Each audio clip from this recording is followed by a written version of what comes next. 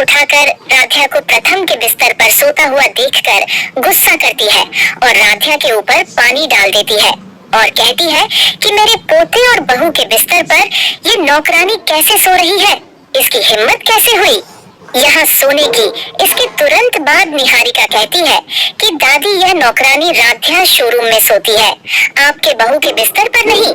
Niharika showroom का नाम लेकर स्टोर रूम में राध्या को भेज देती है सोने के लिए, लेकिन उसी स्टोर रूम में चोरी से प्रथम राध्या को ढकने के लिए बिस्तर लेकर जाता है और राध्या के साथ ही स्टोर रूम में सो जाता है। तभी उसे खिड़की के साइड कोई शख्स दिखाई देता है। प्रथम को शक होता है कि आखिर इतनी देर रात गए इस स्टोर रूम की खिड़की से कौन झांक रहा था। इसी का पता लगाने के लिए प्रथम छिपकर देखने लगता है। तभी वहां पर दादी और निहारिका मिलकर यह साजिश कर रही होती है कि हम लोगों के रहते यह गोल मटोल गोलमुखी राध्या इतना सुकून से कैसे सो सकती है। फिर एक नई साजिश करके राध्या को परेशान करने के लिए दादी और निहारिका चलती है, एक नई चाल। लेकिन इस समय प्रथम की माँ रजनी जी भी स्टोर रूम की तरफ आती है राध्या को देखने के लिए। तभी रजनी जी के डर से दादी और निहारिका पर्दे के पीछे छिप जाती है। इन सभी करतूतों को प्रथम उस स्टोर रूम के एक कोने में खड़े होकर देख रहा होता है और राध्या सुकून से सो रही होती है। दोस्तों, यही से प्रथम धीरे धीरे दादी और निहारिका की सारी सच्चाई का पता लगा लेता है।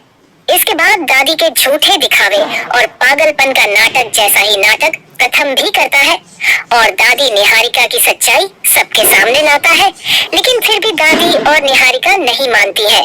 फिर कहानी में आता है एक नया ट्विस्ट।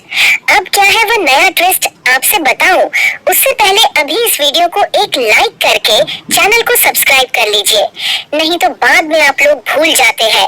सीरियल मन अति सुंदर में आप देखेंगे जहां पर राध्या के साथ बहुत बुरा होता है और इनफैक्ट और ज्यादा बुरा होने वाला है, क्योंकि राध्या थोड़ा सा आराम करने के लिए अपने बेडरूम में जाकर सोती है। तभी दादी उसे देख लेती है बेडरूम में सोते हुए। फिर दादी को लगता है कि यह निहारिका और प्रथम का बेडरूम है और नौकरानी राध्या वहां पर सो रही है।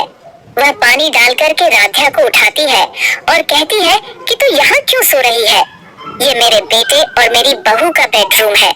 इतना होता है कि निहारिका आकर कह देती है कि दादी ये तो स्टोर रूम में सोती है। अब दादी कहती है राध्या से कि तुम जाओ और स्टोर रूम में सो, यहाँ नहीं। अब राध्या स्टोर रूम में सोती है, उसे ठंड लगती है।